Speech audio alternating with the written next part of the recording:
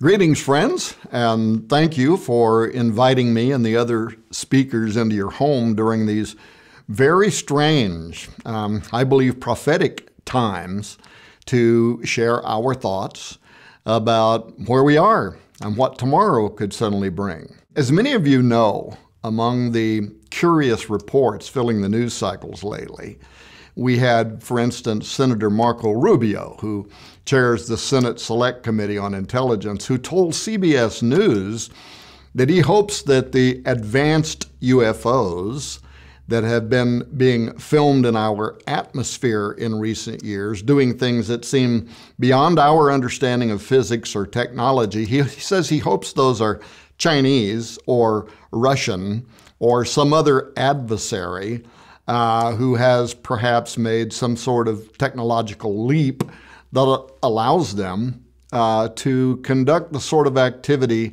that, frankly, we don't comprehend, we can't understand, because he says the alternative, that these might be alien craft, would bother him a great deal more than if it is one of our competitors on the international field.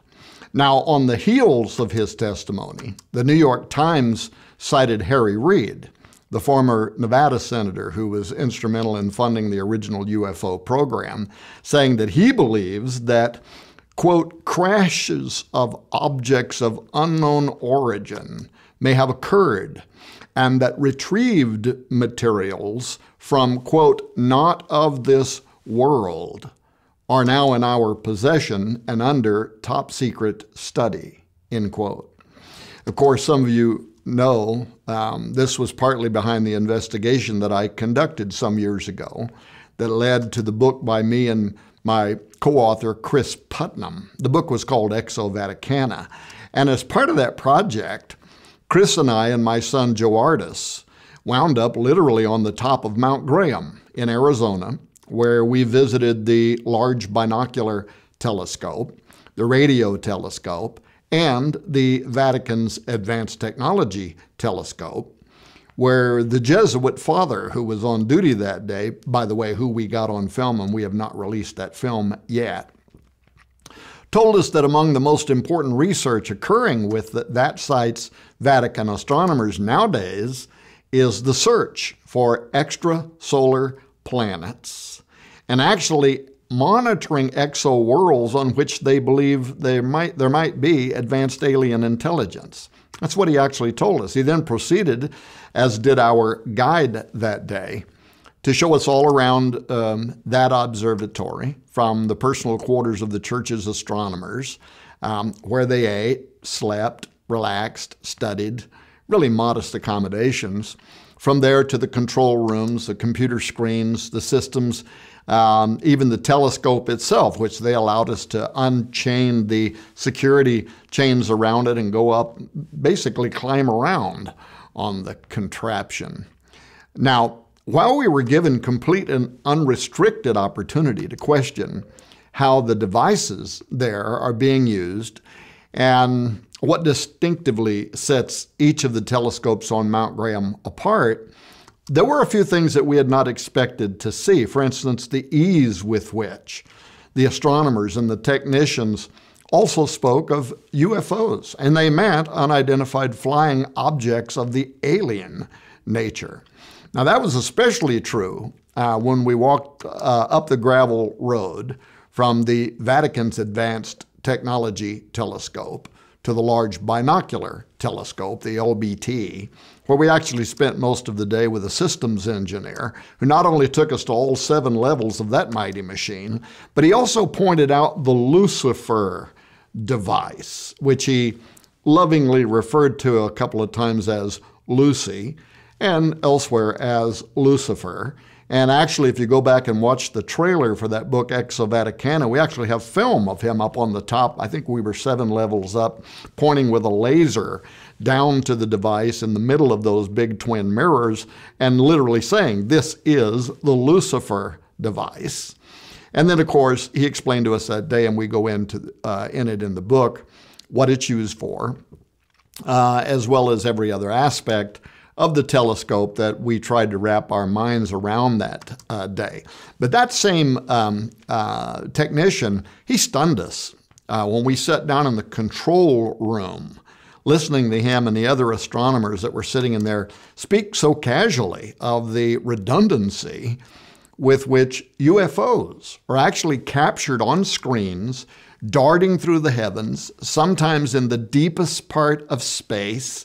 He actually told us that there are times when they have to wait for armadas of whatever these things are to get out of the way so that they can look past them at whatever deep space, planetoid, moon, object, whatever it is that they want to study on any particular day.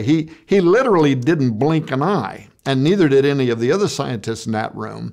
And we were shocked at that, how ordinary it seemed to be for them on the top of Mount Graham to talk about UFOs. As much as the commonality of UFO sightings on Mount Graham's telescopes intrigued us, that was not the primary reason for our being there. We had actually gone to Mount Graham with deeper questions, similar to what Steve Quayle is raising during this virtual conference, concerning high-level Vatican astronomers and what they had been leaking to and discussing with the media in recent years, including captivating comments from people like Jesuit priest Guy Consolmagno, who's a leading astronomer, who often turns up as a spokesman for the Vatican at universities and different places where he provides lectures.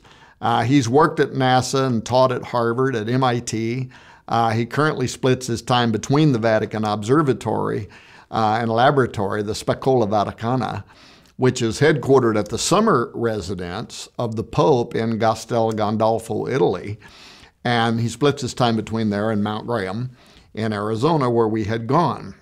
Over the last few years, Consolmagno has focused so much time and effort in an attempt to reconcile science and religion in public forums, specifically as it relates to the subject of extraterrestrial life and its potential impact on the future of faith, that when we were doing our initial investigation, I decided to reach out to him, to contact him. He surprised me. He agreed to be interviewed via the internet from Rome. But it seemed that once he knew who I was and what I was really wanting to examine, all of a sudden his answers kind of got short, if not altogether evasive.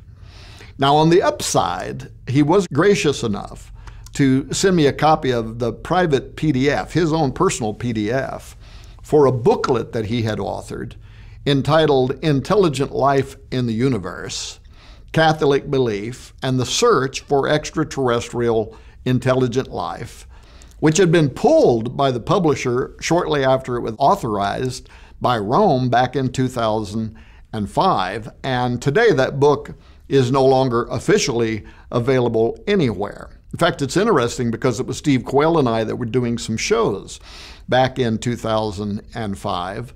And I had told him, this book's coming out. I can't wait to get a copy of it. It promises to provide some of the answers about where the Vatican and some of their leaders, some of their theologians, where they are coming from with all their commentary about, the aliens being our brothers, and they would be willing to baptize aliens, and all this curious conversation that was going on back then.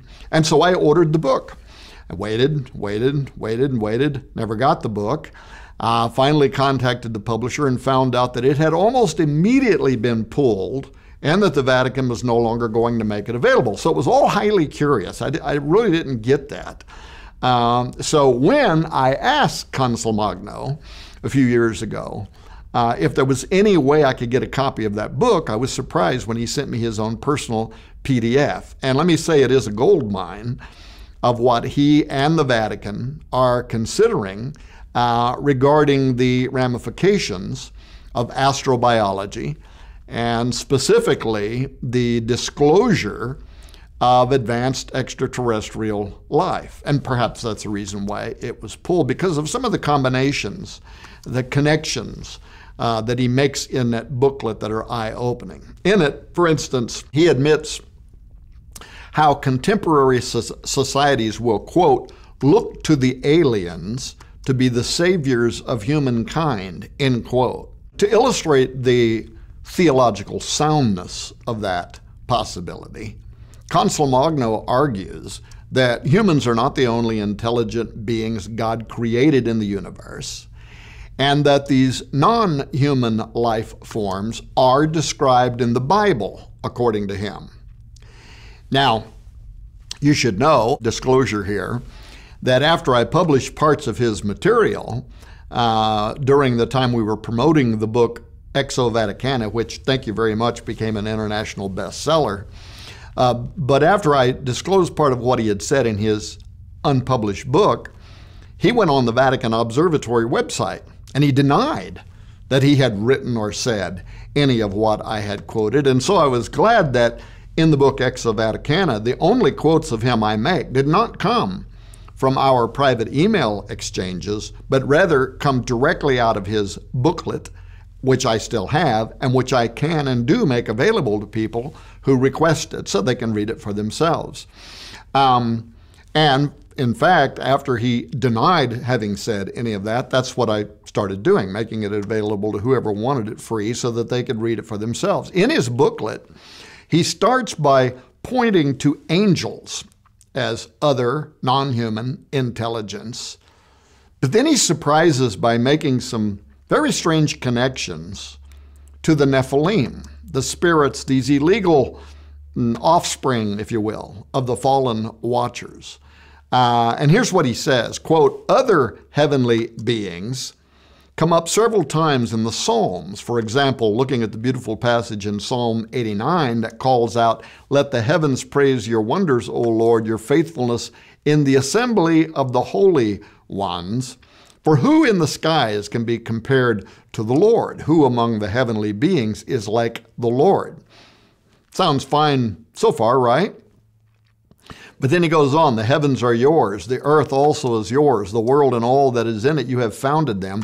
Likewise, I'm quoting here, God asked Job 38:7, if any human can claim to have been around at the creation when the morning stars sang together and all the heavenly beings shouted for joy. And then he asks the question, are these heavens, these holy ones, those in the sky, the morning stars and heavenly beings, more references to angels, or do they refer to some other kind of life beyond our knowledge?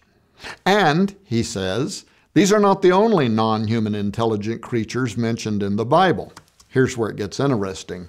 Quote, there's that odd and mysterious passage at the beginning of Genesis chapter 6 that describes the sons of God taking human wives. With it is a frustratingly oblique reference to the Nephilim, the heroes that were of old, warriors of renown. Most biblical scholars, he says, suggest that the Nephilim and the sons of God in Genesis can be explained away as a leftover reference to the creation stories of the pagans who surrounded ancient Israel, that they were written by the kind of people whose culture saw anyone not of my tribe, see what he's doing here? Continue, quote, as being unmistakably alien. Likewise, the reference to heavens and stars singing and praising the Lord can be seen simply for the beautiful poetry that it is. But whether you interpret these creatures as angels or aliens doesn't really matter for the sake of our argument here. The point is that the ancient writers of the Bible, like all ancient peoples, were perfectly happy with the possibility that other intelligent beings could exist, end quote. Now think about what I just quoted from Consul Magno there, and then ask yourself the question, did the Vatican's top astronomer actually mean to use the story of the Nephilim from the Bible as an example of the kind of space saviors that he refers to earlier that man may soon look to for salvation? That incredible assertion is only topped by what he then says next. In quoting John 10:16, which says, "And other sheep I have, which are not of this fold, them also I must bring, and they shall hear my voice, and they shall be one fold and one shepherd." End quote. Cosmo-Mogul writes this about that, quote, "Perhaps it's not so far-fetched to see the second person of the Trinity, the Word, who was present in the beginning, John 1:1, coming to lay down his life and take it up again, John 10:18, not only as the Son of Man, but also as a child of other races," end quote. Think about that. So when I read that in his book, I immediately emailed Consul-Magno and asked the question, do Vatican scholars actually believe that Jesus might have been the star child of an alien race? Do you and other Jesuits secretly hold that the virgin birth was in reality an abduction scenario in which Mary was impregnated by E.T., giving birth to the hybrid Jesus? And by the way, with that, the interviews ceased. But all of that would seem impossible theology, wouldn't it? If not for the fact that other high-ranking Vatican spokespersons, those who routinely study from the star base, Mount Graham, as local Indians call it, have been saying the same in recent years. That includes, well, their highest spokespersons, Dr. Christopher Corbally, Vice Director for the Vatican Observatory Research Group on Mount Graham until 2012, who believes, by the way, that our image of God, our ideas about God, is going to have to change if evidence of alien life is confirmed by scientists, including the need to evolve from the concept of an anthropocentric God into what he calls a, quote, broader entity. And then there's the former Vatican Observatory Director, Father Jose Funes, who actually went equally far, suggesting that alien life not only exists in the universe and is our brother, but will, if discovered, confirm the true faith of Christianity, their words, not mine, and the dominion of Rome, he said. Now, when the El Observatorio Romano newspaper, which only publishes what the Vatican approves and is owned by them, when they ask what he meant by that, he replied, "How can we rule out that life may have developed elsewhere? Just as we consider earthly creatures as a brother and sister, why should we not talk about an extraterrestrial brother? It would still be part of creation. And believing in the existence of such is not contradictory to Catholic doctrine," end quote. So those statements and others are really but some of the latest in a string of comments by numerous Vatican astronomers confirming a growing belief, or is it what they think is inside knowledge, that discovery may be made in the near future of alien life, including intelligent life, advanced extraterrestrial intelligence, and that this disclosure, this encounter, is not going to challenge the authority of the Roman Catholic Church. And I won't go into it here, but how could they possibly know that? What would give the Roman Catholic authorities the idea that if aliens suddenly invade planet Earth, the one religious organization that will not be challenged by it is going to be the Roman Catholic Church? It almost sounds like a deal with the devil's already been made, a Faustian bargain, a Mephistophelian bargain with what they believe to be higher entities, higher intelligence. From the 1970s through the 90s, however, it was Monsignor Corrado Balducci, an exorcist, a theologian, a member of the Vatican Curia, that is the governing body at Rome, a friend of the Pope, who went perhaps furthest and started appearing on all these national television programs, Italian programs mostly, but was also in a documentary film that was made here in the United States. And what he was doing was he was stating that extraterrestrials were not only possible, but according to him, they were already interacting with Earth, and that the Vatican leaders were aware of it.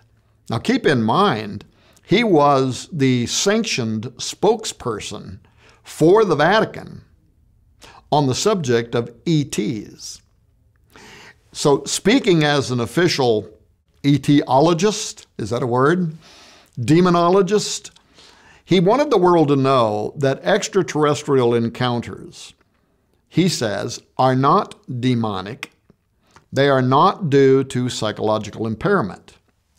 And they are not a case of what he called entity attachment.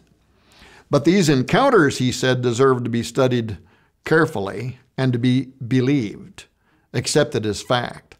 He even disclosed how the Vatican itself has been closely following the phenomenon and actually quietly compiling material evidence from Vatican embassies around the world on the extraterrestrials and their mission.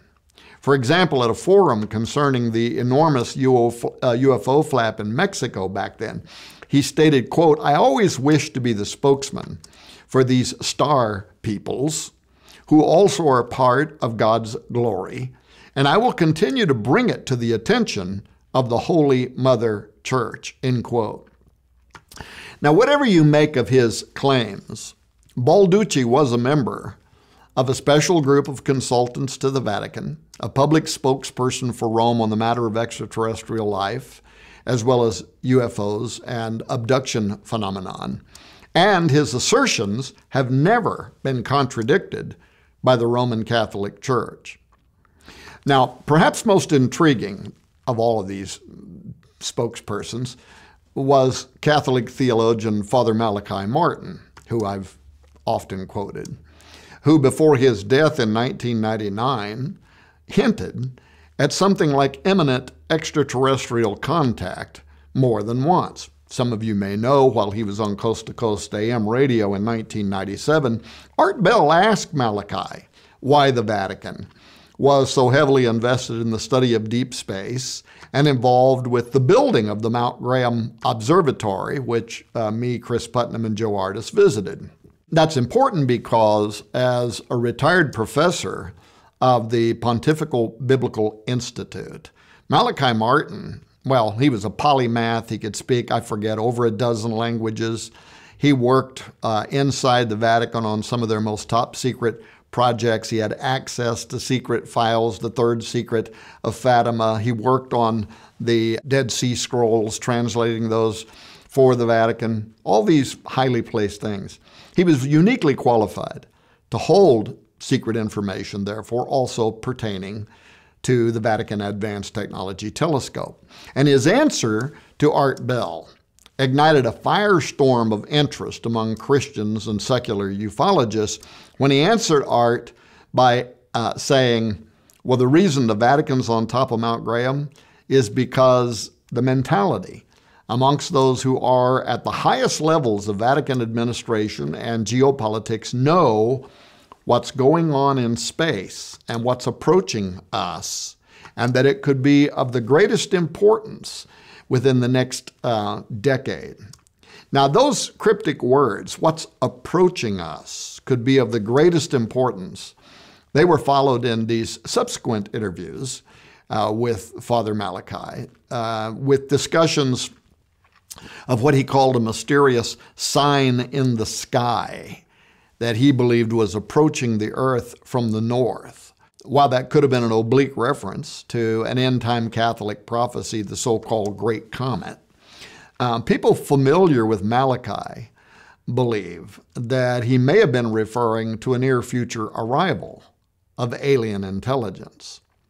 And yet, if ET life is something that Vatican officials have privately considered for some time, Why start speaking of it so openly now in what some people perceive as a kind of careful doctrinal unveiling, a slow disclosure over the last few years? Even Pope Francis has weighed in on the aliens, saying that they would be our brothers and that he would be willing to baptize them as such. Is all of this a deliberate effort by church officials to warm up the laity to a coming ET disclosure moment? Are official church publications on the subject an attempt to soften the blow before disclosure arrives in order to help the faithful retain their orthodoxy in light of unprecedented forthcoming knowledge? Well, Guy Consolmagno, again, who I interviewed several times, some time back was also interviewed by the Sunday Herald. And in that article, he pointed out how his job included reconciling, quote, the wildest reaches of science fiction with the flint-eyed dogma of the Holy See, end quote, and that his latest mental meander was about something he called the Jesus seed, which he described as a brain-warping theory, which speculates that perhaps every planet that harbors intelligent, self-aware life may have also had a Christ walk across its methane seas, just as Jesus did here on earth in Galilee. That sounds a little bit like a sanctified version of panspermia, doesn't it? The idea that life on earth was seeded by something a long time ago, maybe brought here by an asteroid impact. But in this case, the seed that Consolmagno described was divinely appointed and reconciled somehow to Jesus Christ. So there's a curious connection between these Vatican spokespersons and the question of extraterrestrials and salvation that was further hinted at back in May of 2008, once again in the El Observatore Romano. And this was an interview with Father Funes in an article titled, "The Extraterrestrial is My Brother," which you can still Google and read online. But in the English translation of the Italian feature, Funes responds to the question of whether extraterrestrials would need to be redeemed, which he believes should not be assumed. Quote, God was made man in Jesus to save us, he says. If other intelligent beings exist, it is not said that they would have need of redemption. They could remain in full friendship with their Creator. Aha! This is where stuff starts getting interesting, as they say, because by full friendship, Funes is reflecting how some Vatican theologians now believe the possibility that extraterrestrial species may exist that are morally superior to men. In other words, closer to God than we fallen humans are, and that as a consequence, they may be coming here to evangelize us and not the other way around. Father Guy Consolmagno took up that same line of thinking when he wrote in his book, Brother Astronomer, Adventures of a Vatican Scientist, this, quote, "So the question of whether or not one should evangelize is really a moot point. Any alien we find will learn and change from contact with us, just as we will learn and change from contact with them. It's inevitable. They will be evangelizing us," he says. This disturbing rabbit hole goes much deeper.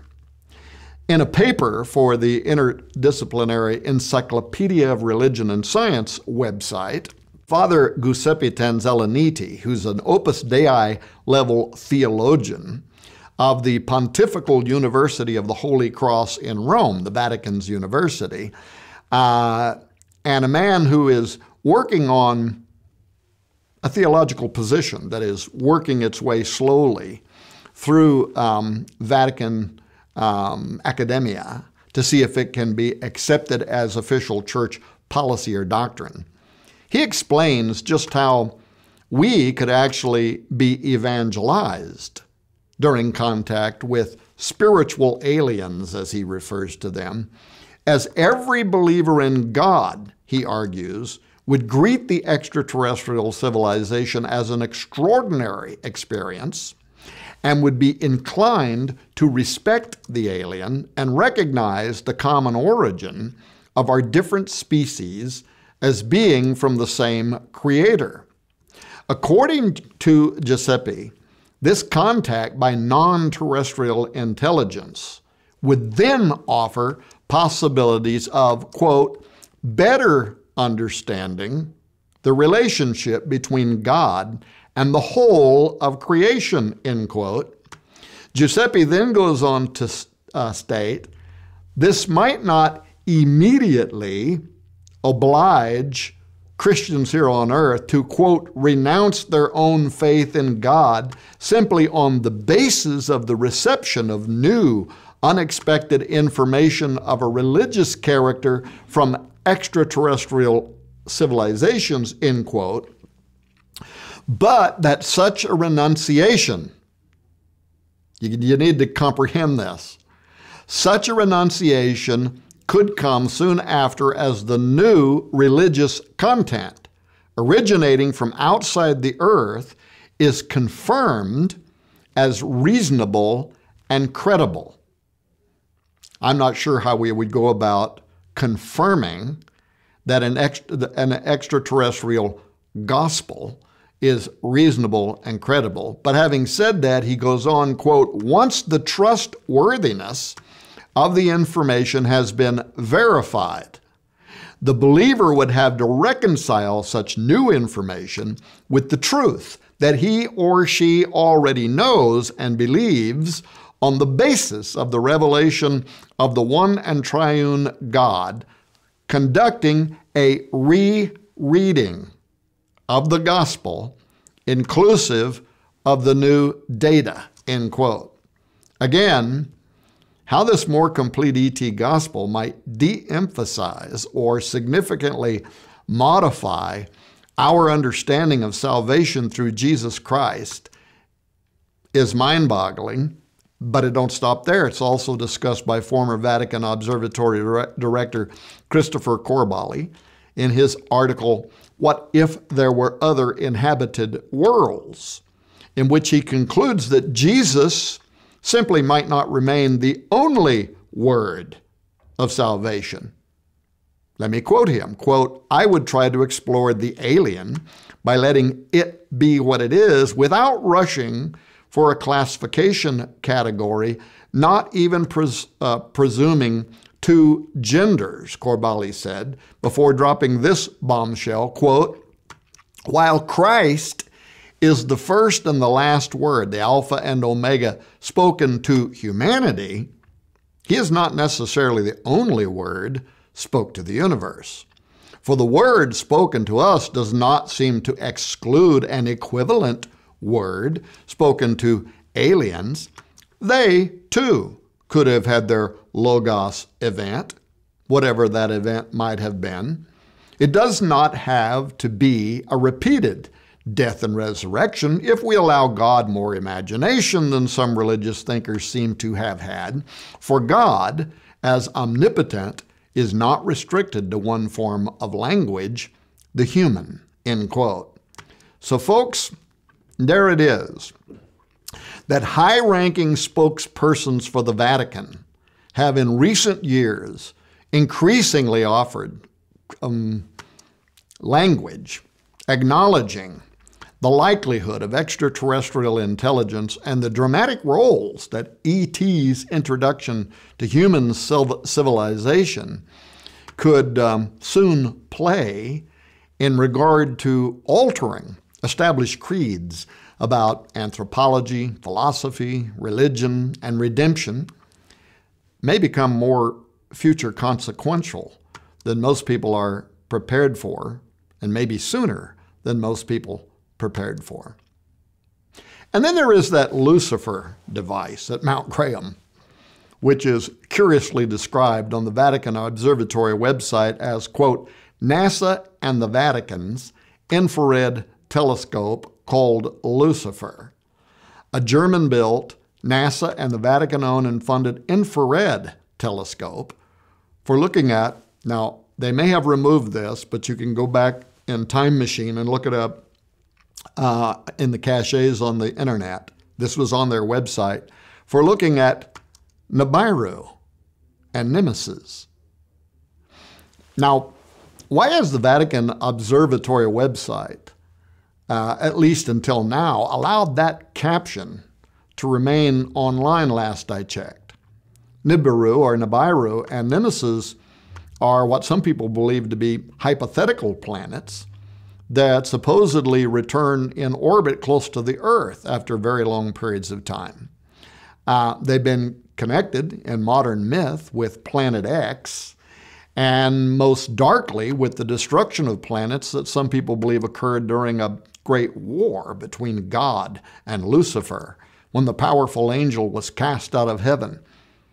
Are Rome and other world powers using the Lucifer device to study something, to monitor something that the rest of us cannot see, something that they believe represents maybe this ancient war, some connection there, or worse, keeping an eye on approaching end times angelic transportation devices or UFOs, something that Father Malachi Martin hinted at? The latter theory is interesting in light of the demonic name of the infrared device, Lucifer.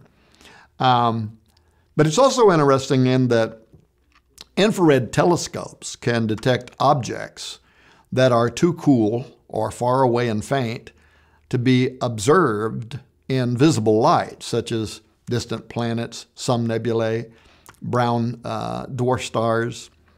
Additionally, infrared radiation has longer wavelengths than visible light, which means that it can pass through astronomical gas and dust without being scattered.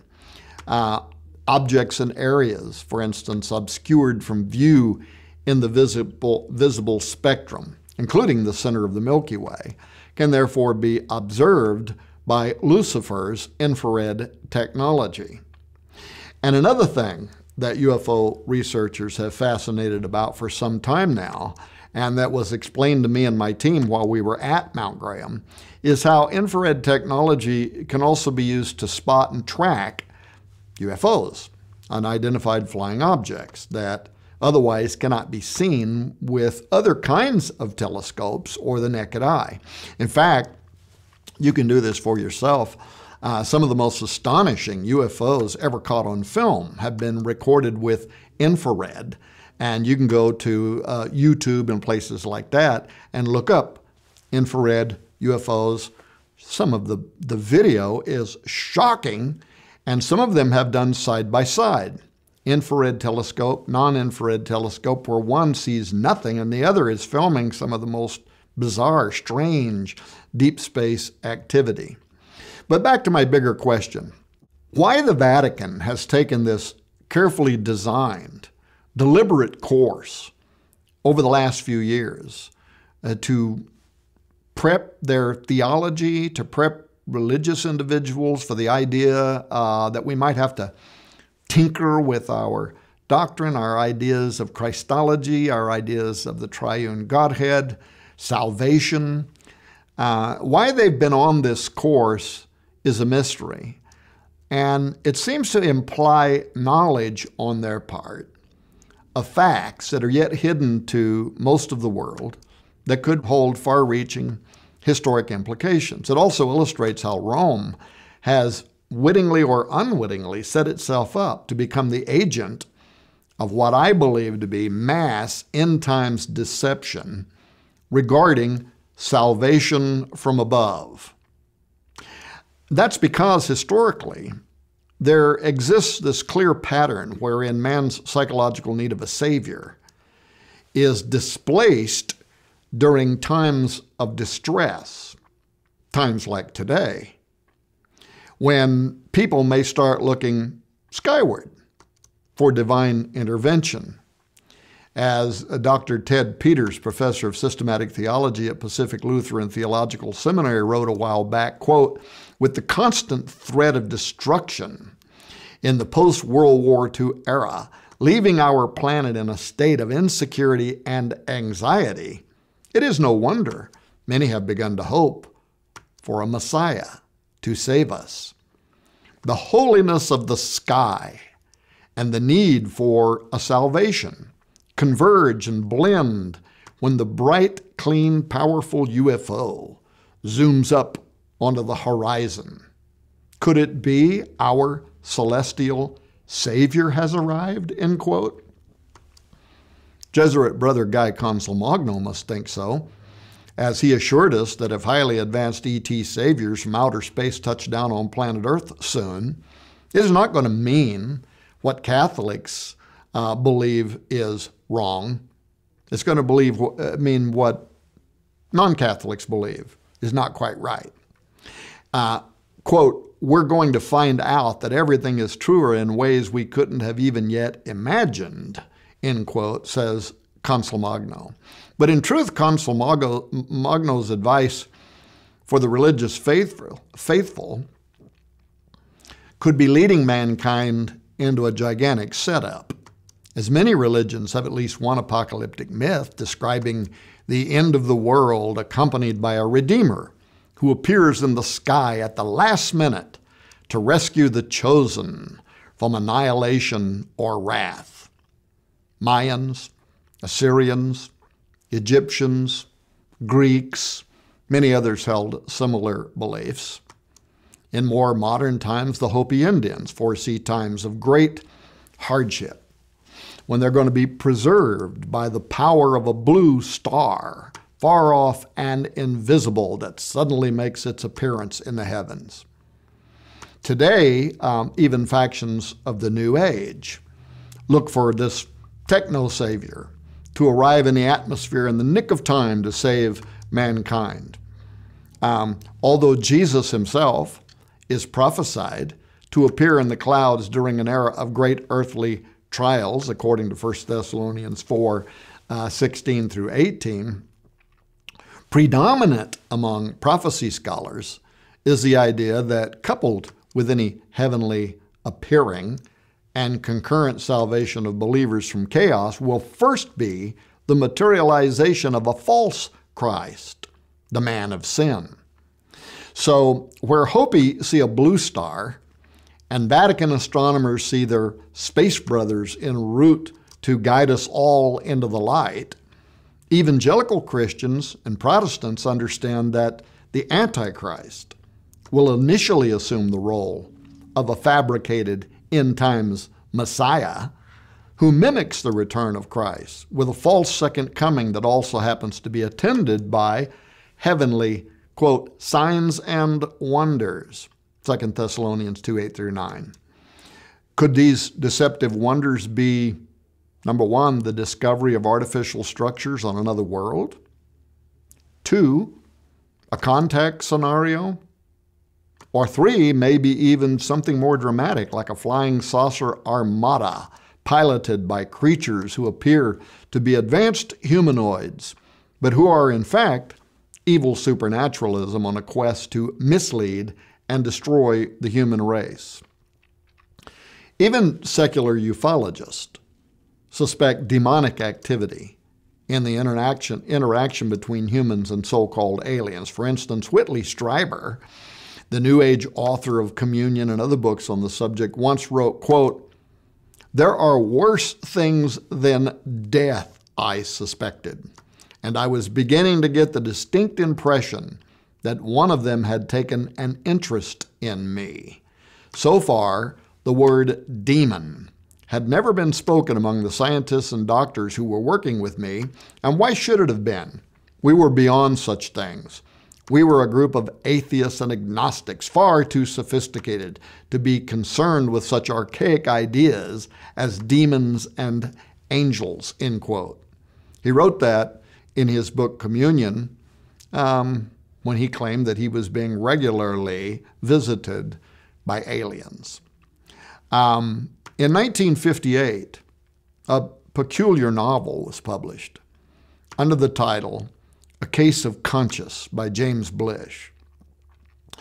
In the story, a Jesuit priest named Father Ruiz Sanchez and a team of scientists, they travel to a newly discovered planet dubbed in the book Lithia. They go there to study the Lithians who live there. Now, unknown to the science team, the Vatican secretly advises the Catholic Father to investigate whether the aliens have redeemable souls. But what he finds in the Lithians are intelligent creatures whose morality fits perfectly with Christianity, but who seem to be devoid of any concept of religion or God. And so his dilemma grows. And soon he is invited to visit with a Lithian family. And he writes this, quote, "Here was the first chance, at long last, to see something of the private life of Lithia, and through that, perhaps, to gain some inkling of the moral life, the role in which God had cast the Lithians in the ancient drama of good and evil in the past and in the times to come. Until that was known, the Lithians in their Eden might be only spuriously good, all reason, all organic thinking machines, Ultimax, with tails, but without souls," end quote. Now, I'm not going to spoil the ending of that book for you, but it does include the Jesuits, described as the cerebral cortex of the church, dealing with these knotty moral, theological, and organizational issues surrounding a papal proclamation back on earth and the seed of Satan. Probably got your attention now, right? So read the novel. You'll get the whole picture. But it's important to note that the fictional Father Ruiz Sanchez warns the Vatican to classify Lithia as X1, meaning a planet to be forever quarantined from Earth and humans due to its potential for great deception. Let me quote again. "What we have here on Lithia is very clear indeed," he wrote. "We have, and now I'm prepared to be blunt, a planet and a people propped up by the ultimate enemy. It is a gigantic trap prepared for all of us, for every man on earth and off of it. We can do nothing with it but reject it, nothing but say to it, 'Retro me Satanas.'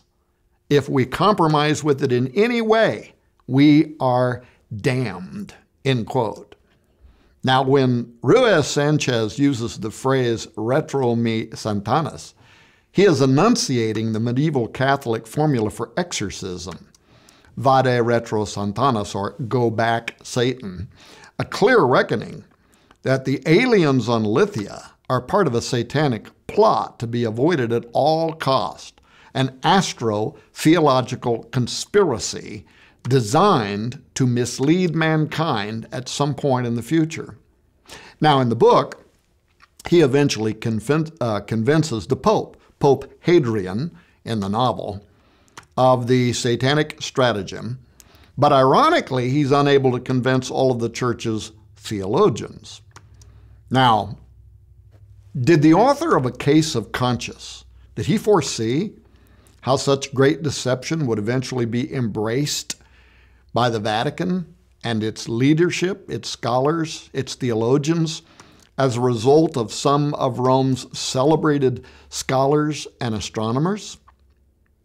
When science fiction writer Joe Walton asked real-life Jesuit Brother Guy Consolmagno, who I interviewed from Rome, what he made of these issues posed by Blish in his novel, Consolmagno admitted that the Jesuits are the strongest advocates of enculturation, basically allowing alien cultures to maintain their paganism while modifying expressions of Christian ideas within those beliefs, and secondly, accepting of alien cultures for who they are, And thirdly, willing to adapt alien religious practices into a form and a language that can be accepted.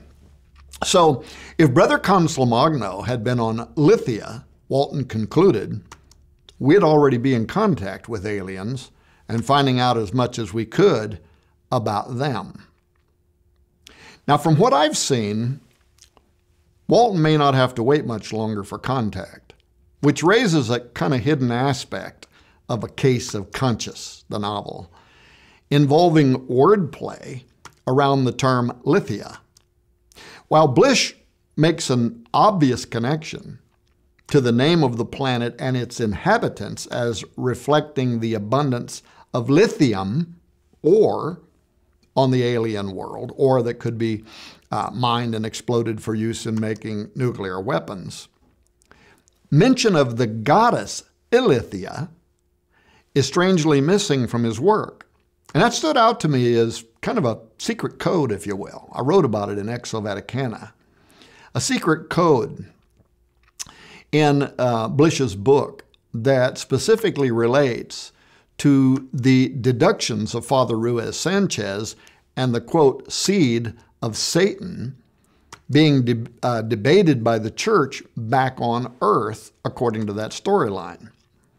If the similarity between Lithia and the goddess Ilithia is coincidental, then it's extraordinary, and I don't buy it, as it was the job of this goddess in antiquity to protect the very seed of the serpent that in turn generates the birth of the serpent child and future serpent savior.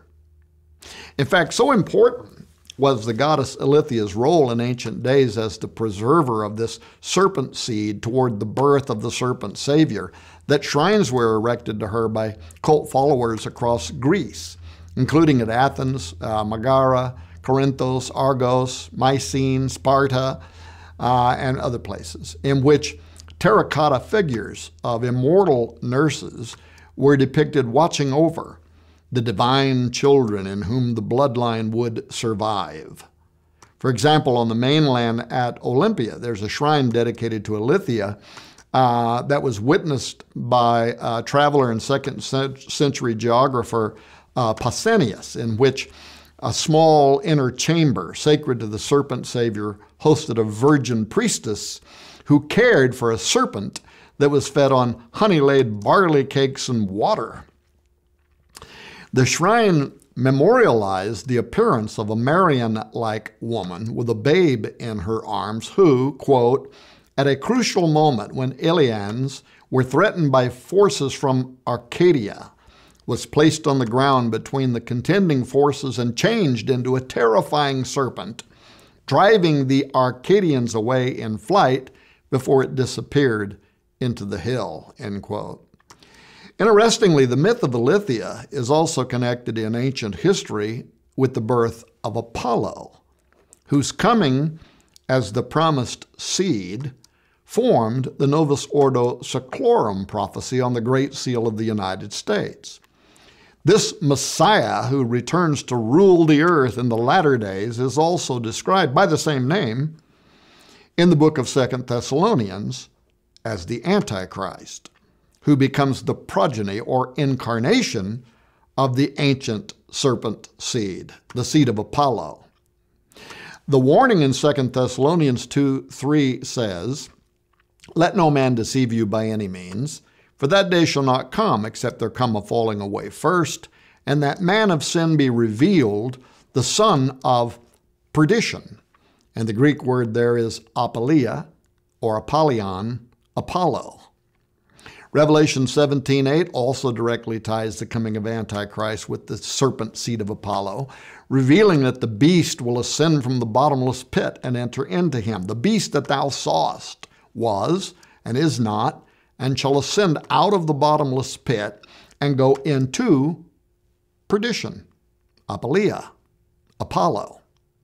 And they that dwell on the earth shall wonder whose names were not written in the book of life from the foundation of the world, when they behold the beast that was, and is not, and yet is. Now these verses elucidate a very important central eschatological issue, end times issue, concerning how all of the Bible is really a story about the ancient and future struggle between the seed of the woman, Jesus, and that of the serpent. Genesis 3:15 says, "And I will put enmity between thee and the woman, and between thy seed." And the word seed there is zera, meaning offspring, descendants, children, and her seed.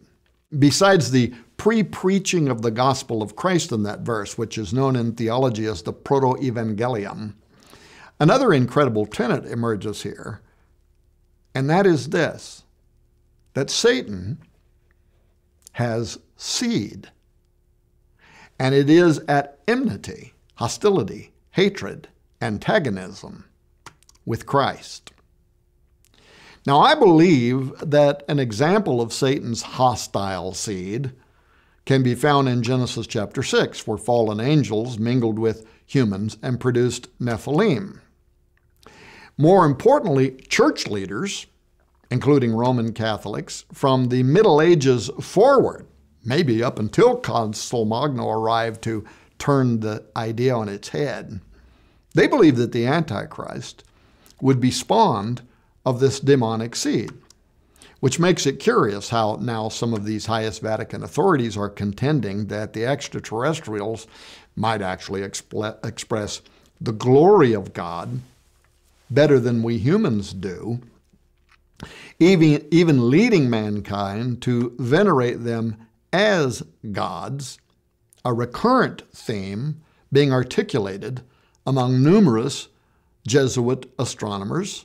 Some we've already mentioned. Other examples include Father Daniel C. Rabel, thought the acceptance of aliens as objects of worship might naturally occur as a result of them having godlike qualities and preternatural gifts ascribed by humans to divinity. Here's what he said, quote, "For example, they," that is the aliens, "might enjoy infused knowledge. They would literally be born with extensive knowledge and would find the acquisition of further knowledge easy and enjoyable. They might be blessed with harmony and concord in the working of their bodily and spiritual faculties. They might be spared the ultimate dissolution of death, passing to their reward at the end of their time of trial as peacefully as the sun sinks below the horizon at the end of the day. They might possess all these preternatural gifts, or only some of them, in any of the various combinations that are limited only by the omnipotence and providence of God." End quote. Father Domenico Grasso, he not only thought such beings would be far ahead of us in science and related fields, but that their version of salvation might be based on a Savior other than Jesus. Even a messianic member of their own race, he said. These beings, he said, closer to God than man, perhaps even unfallen, would possess superior theology that could expand markedly, his word, not mine, our terrestrial understanding of redemption and knowledge of God, something that current Vatican theologians such as Professor of Fundamental Theology Giuseppe Tanzalaniti agreed with, end quote. Another church scholar, Father Thomas F. O'Mara, who was a theologian at the University of Notre Dame, he imagined these godlike beings spread out across the universe on untold planets, called to a special relationship with God, and that it is a mistake, he said, to think that our understanding of covenant, the reign of God, redemption, or shared life exhausts the models by which divine power shares something of its infinite life. Such Catholic leaders believe these spiritually superior aliens may even have been created by God with the future redemption of humanity in mind. Beings who know their place in the eternal scheme of things to evangelize humans when the time is right. Folks, This disturbing and potentially prophetic belief system is partially based on theological arguments made during the 1800s by such men as Monsignor Geraldo di Cancello, the professor of theology at Immaculate Seminary in New Jersey, who believed that the immense distance in intellect between human beings and the angels suggests that God would create intermediate species to fill in the gap, and that these species would be the ETIs, the extraterrestrial intelligence. Monsignor Corrado Balducci, who during his life was the official mouthpiece for the Roman Catholic Church concerning the reality of aliens, agreed with Di Cancello, saying, quote, "It is entirely credible that in the enormous distance between angels and humans, there could be found some middle stage, that is, beings with a body like ours, but more elevated spiritually," end quote. Now, when imagining how this issue could finally be settled, Paul Thigpen for the Catholic Answers section of our Sunday Visitor resolved that, quote, "Nothing short of a public, thoroughly documented encounter between earthlings and aliens or their relics will be conclusive," end quote. Interestingly, according to the Quran, the primary religious text of Islam, this encounter may happen sooner than most people suspect and at a specific and hidden time that God himself has already chosen. In Revelation, Rationality, Knowledge, and Truth, Muslim scholar Mirza Tahir Ahmad quotes verse 42:30 of the Quran, which says, "And among his signs is the creation of the heavens and earth, and of whatever living creatures he has spread forth in both. And he has the power to gather them together when he will so please." Ahmad says about this, quote, "Jamahim is the Arabic expression in this verse, which specifically speaks of bringing together all life on earth and life elsewhere. When this meeting of the two will take place is not specified, nor is it mentioned whether it will happen here on earth or elsewhere. One thing, however, is definitely stated. This event will most certainly come to pass whenever God so desires. It should be kept in mind that the word Jama can imply either a physical contact or contact through communication. Only the future will tell how and when this contact will take place, but the very fact that more than 1,400 years ago such a possibility was even predicted is miraculous in itself," end quote. Furthermore, the expectation that aliens are already headed our way, this extends into the non-religious worldview as well. Lewis White Black, a philosopher at the University of Rochester, writes, quote, "I believe even responsible scientific speculation and expensive technology of space exploration in search of other life are the peculiarly modern equivalent of angelology and utopia or demonology and apocalypse," end quote. Black then adds, quote, "Exobiology recapitulates eschatology. The eschatological hope of help from heaven revives when the heavens of modern astronomy replace the heaven of religion.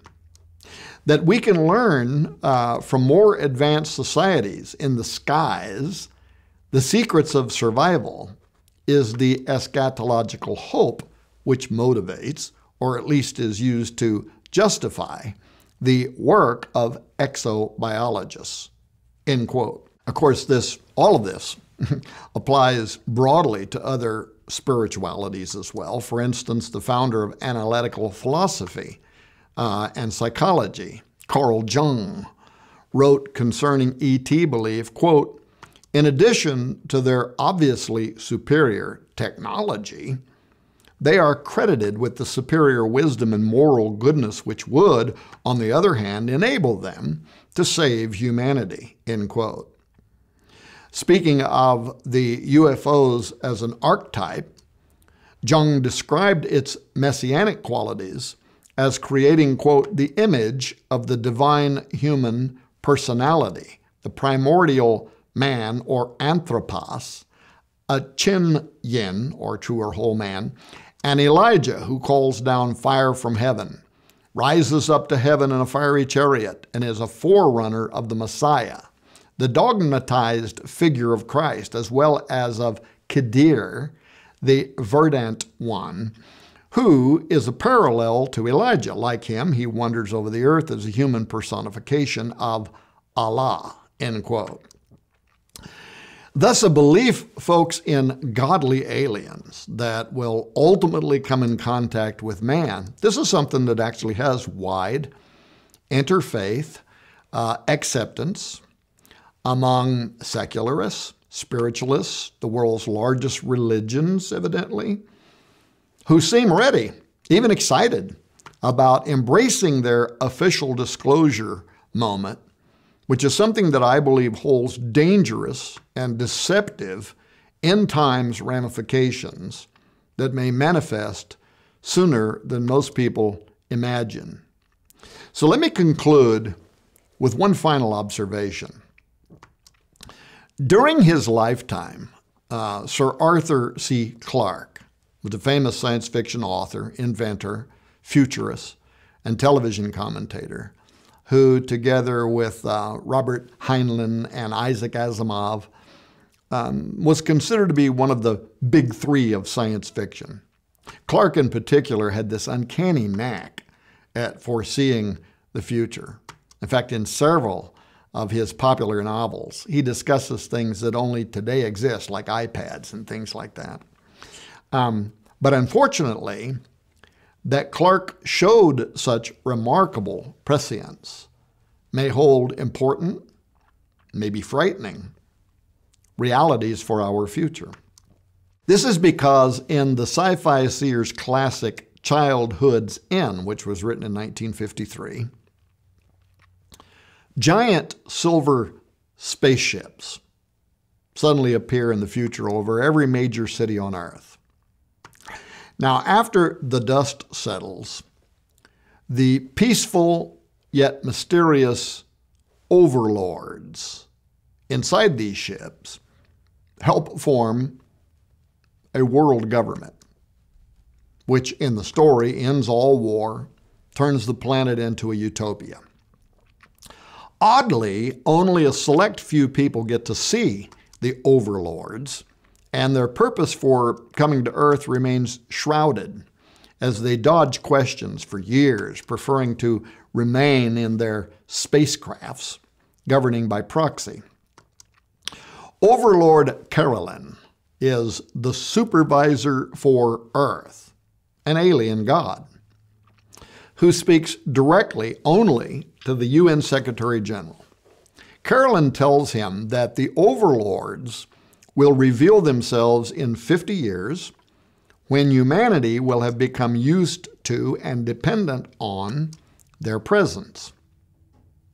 When the revealing finally takes place, at Carolyn's request, two children run into the ship as the crowd below finally gets a glimpse of what the aliens look like. And here's what Clarke wrote in his novel, quote, "There was no mistake. The leathery wings, the little horns, the barbed tail, all were there.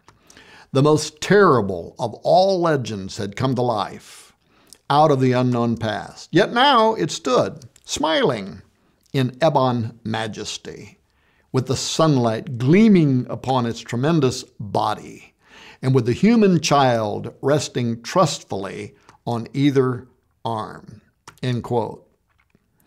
According to the narrative, the revelation of these beings, historically known as the devil and his angels, were in fact always our benefactors, doesn't lead to chaos, but rather to technological and spiritual utopia, quickly resulting in the dissolution of all previously existing religions. And now the world celebrates as people are described as having overcome their prejudices against the devilish sight of Caroline, or, again, as he had been known in the Bible, Satan. Again, from Clarke's vision, we read, quote, "Here was a revelation which no one could doubt or deny. Here, seen by some unknown magic of overlord science, were the true beginnings of all the world's great faiths. Most of them were noble and inspiring, but that was not enough. Within a few days, all mankind's messiahs had lost their divinity. Beneath the fierce and passionless light of truth, faiths that had been sustained millions for twice 1,000 years vanished like morning dew." End quote. Now, as the story continues, the children on earth, set free now from outdated Abrahamic religions like Christianity, begin displaying powerful psychic abilities, foreshadowing their evolution into a cosmic consciousness, a transcendent form of life. Indeed, this is the end of the human species as it was known, as everyone merges into a cosmic intelligence called the overmind. Now, those familiar with Eastern religions will recognize Clarke's narrative as a clever ET version of pantheistic monism, the view that there's only one kind of ultimate substance. In fact, nearly all New Age spiritualist and occult traditions have comparable monistic dogma. But how many are aware that Pope Benedict XVI, for instance, that his end times views reflected exactly this tone? Now, this might not come as a surprise to those Catholics who are familiar with Father Malachi Martin's warnings in his book, The Jesuits, which documented how priests like Pierre Teilhard de Chardin deeply influenced the Catholic Church and its academia toward occultism this century. In particular, it was his connection with monistic occultism and what's called the Omega Point that started the Rome alien deity rabbit hole. According to Chardin, in his work, The Future of Man, which was written in 1950, the universe is currently evolving towards higher levels of material complexity and consciousness, and ultimately is going to reach its goal, which he called the Omega Point. Chardin postulated that this is the supreme aspiration of complexity and consciousness, an idea also roughly equivalent to the technological singularity for those of you techies out there, nerds alive today, and as expressed in the writings of transhumanists like Ray Kurzweil. In fact, as I've pointed out in a couple of my books on transhumanism, one finds this remarkable coalescence of all non-Christian systems under the banner of singularity, monism, Omega Point, and overmind. Yet, like the nebulous Christ consciousness that's advocated by occultists, Chardin's writings are easily misunderstood because he not only created new vocabulary for his Darwinian religion, he also redefined biblical terminology to mean something alien to its original intent. For instance, when Chardin writes about Christ, he usually does not mean Jesus of Nazareth. Instead, he's describing the ultra-man, the all-encompassing end of evolution at the Omega Point. I'll give you an example. Consider when Jesus said, "Think not that I am come to destroy the law or the prophets. I am not come to destroy, but to fulfill." Matthew 5:17. Chardin exegetes this as, "I have not come to destroy, but to fulfill evolution." Now, to most Christians, that probably seems overtly heretical, but its infiltration into Roman Catholic thought and the dangerous alien Christ implications it brings with it has infiltrated the highest levels at Rome, including the papacy. Unbeknownst to even most Roman Catholics, Pope Benedict is a Chardinian mystic of the highest order. The Pope's book, Credo for Today, What Christians Believe, which was published in 2009, follows the lead of the Jesuit Chardin and states unequivocally that a belief in creationism, that is, the idea that life and the earth and the universe as we know it, did not evolve, but rather was created by the God of the Bible, quote, contradicts the idea of evolution and is untenable today, end quote.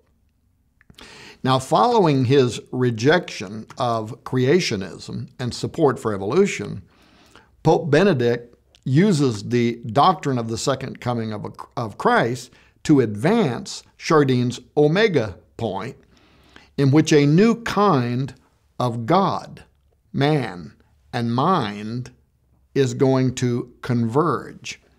From page 113 of the Pope's book, we read, quote, from this perspective, the belief in the second coming of Jesus Christ and in the consummation of the world in that event could be explained as the conviction that our history is advancing to an omega point, at which it will become finally and unmistakably clear that the element of stability that seems to us to be the supporting ground of reality, so to speak, is not mere unconscious matter. That, on the contrary, the real, firm ground is mind. Mind holds being together, gives it reality, indeed is reality. It is not from below, but from above, that being receives its capacity to subsist.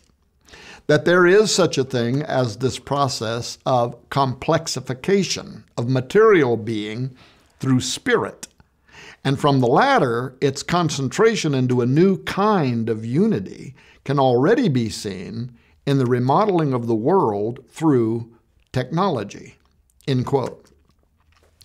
The term complexification was coined by Chardin, and the technological illusions it suggests is akin to transhumanism and Ray Kurzweil's singularity. And the Pope's complete devotion to this theology is again laid bare in his book, Principles of Catholic Theology from 1987, which says this, quote, the impetus given by Teilhard de Chardin exerted a wide influence. With daring vision, it incorporated the historical movement of Christianity into the great cosmic process of evolution from alpha to omega. Since the new Genesis, since the formation of consciousness is the event by which man became man, this process of evolution has continued to unfold as the building of the new sphere above the biosphere, end quote. This new sphere that the Pope mentions is taken very seriously today in modernist Catholic theology, academia, and even science. It is explained in the science journal Encyclopedia of Paleontology this way, quote, Teilhard coined the concept of noosphere, the new thinking layer, or membrane on the Earth's surface, superposed on the living layer, biosphere, and the lifeless layer of inorganic matter, lithosphere. Obeying the law of complexification conscious, the entire universe undergoes a process of convergent integration and tends to a final state of concentration, the point omega, where the noosphere will be intensely unified and will have achieved a hyper-personal organization. Teilhard equates this future hyper-personal physiological organization with an emergent divinity. a future new form of God. End quote. I know it sounds confusing, right? But the newly sanctioned doctrine of an approaching emergent divinity in place of the literal return of Jesus Christ isn't even that much of a secret any longer among Catholic priests, though the cryptic Chardinian lingo does mask it from being uninitiated to broad public comprehension. For instance, in his July 24, 2009 homily in the Cathedral of Aosta, while commenting on Romans 12, 1 through 2, this is what Pope Benedict said, quote, "The role of the priesthood is to consecrate the world so that it may become a living host, a liturgy, so that the liturgy may not be something alongside the reality of the world, but that the world itself shall become a living host, a liturgy. This is also the great vision of Teilhard de Chardin. In the end, we shall receive a true cosmic liturgy where the cosmos becomes a living host," end quote. Folks, this is overtly pantheistic. And of course, the text that he's discussing, Romans 12, actually teaches the exact opposite. Be not conformed to this world, Romans 12:2. So while the Pope therefore aggressively promotes Chardin's process of new Genesis, in which the cosmos comes alive and everyone unifies as a living host, one can readily see that overmind and singularity are roughly equivalent to this monistic concept. Interestingly, New Genesis actually has two uses, one in Chardin's Darwinian pantheism, and another more telling rendering within modern astrobiology. In Chardin's system, New Genesis is the fourth of 5 stages of evolution, representing the emergence and evolution of mind. This is a stage where we are said to be currently. And as New Genesis progresses, so does the formation of the new sphere, which is the collective sphere of human, though, in fact, many Chardinians believe that the World Wide Web is already an infrastructure of new sphere, an idea that intersects well with transhumanist thought as well. Chardin wrote, quote, "We have as yet no idea of the possible magnitude of noospheric effects. We are confronted with human vibrations resounding by the millions, a whole layer of consciousness exerting simultaneous pressure upon the future and the collected and hoarded produce of 1,000,000 years of thought," end quote. But this concept gets even more translucent in astrobiology, where scientists have adopted New Genesis as the scientific term denoting the origin of technological civilizations capable of communicating with humans and traveling to Earth when they get ready. In other words, the basis for extraterrestrial contact. Consequently, among many, if not most, of Rome's astronomers and theologians, there is the widespread belief that the arrival of these alien overlords, these deities, is going to promote our long-sought spiritual new Genesis. And according to a leading social psychologist, the world's masses are ready now for such a visitation and will receive them or him as Messiah. This is further reflected in a recent United Kingdom poll, which indicated that more people nowadays believe in extraterrestrials than believe in God. Consequently, whether or not it is the ultimate expression, the eugenic strong delusion is already developing.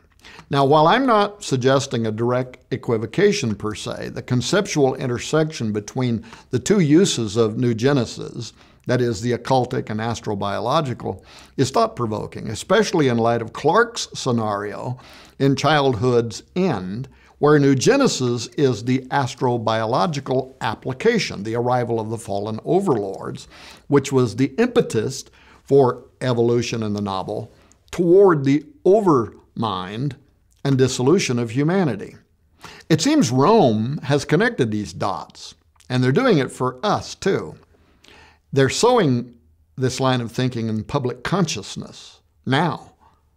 In his sanctioned treatise for the church, Father Kenneth J. Delano linked the concept of maximum consciousness and alien contact, truly New Genesis in both senses of the word, saying this: "For man to take his proper place as a citizen of the universe, he must transcend the narrow-mindedness of his earthly provincialism and be prepared to graciously accept the inhabitants of other worlds as equals or even superiors.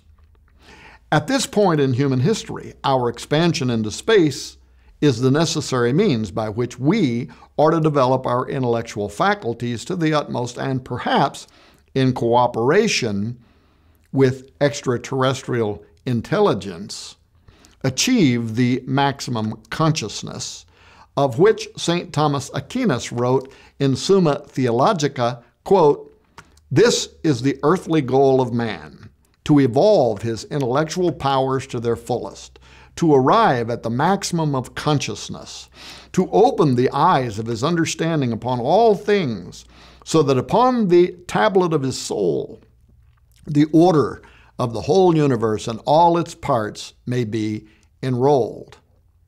End quote. Viewed through this lens, the Vatican's promotion of Darwinian and astrobiology intrigues. Following Chardin and Delano, perhaps Pope Benedict, the Vorg astronomers that me and Chris Putnam met with on Mount Graham, and theologians like Tanzellaniti and Balducci pursued astrobiological New Genesis so that when Petrus Romanus, the final pope, assumed his reign, they might begin ushering in the fifth element of the omega point, known as Christogenesis. In Chardin's book, The Phenomenon of Man, there are 5 elements of evolution. Geogenesis, which is the beginning of the earth. Biogenesis, which is the beginning of life on earth. Anthropogenesis, which is the beginning of humanity. New Genesis, evolutionary consolidation to maximum consciousness, which ultimately leads finally to the 5th, Christogenesis, the creation of a total Christ at the omega point. And isn't it interesting that in the movie, The Fifth Element, it involved a priesthood who protects a mysterious 5th element that turns out to be a messianic human who ultimately combines the power of the other 4 elements, New Genesis, to form a divine light that saves mankind. With all of this in mind, be aware, friends, that astrobiology and transhumanist philosophy suggest that this New Genesis is being driven by an external intelligence, they believe, whether it be respectively artificial or extraterrestrial, which leads me to conclude that we are on the cusp of a new Genesis, unlike the one Rome's theologians may have anticipated. I would redefine the terms here and instead suggest aggressive preparation for an anti-Christogenesis, an alien serpent savior, the ultimate Darwinian Ubermensch, who may even bear leathery wings, little horns, and a barbed tail. But regardless how he appears, it is obvious to me that the Vatican has cleverly prepared and is preparing for his coming, perhaps even monitoring his approach from atop Mount Graham using the Lucifer device.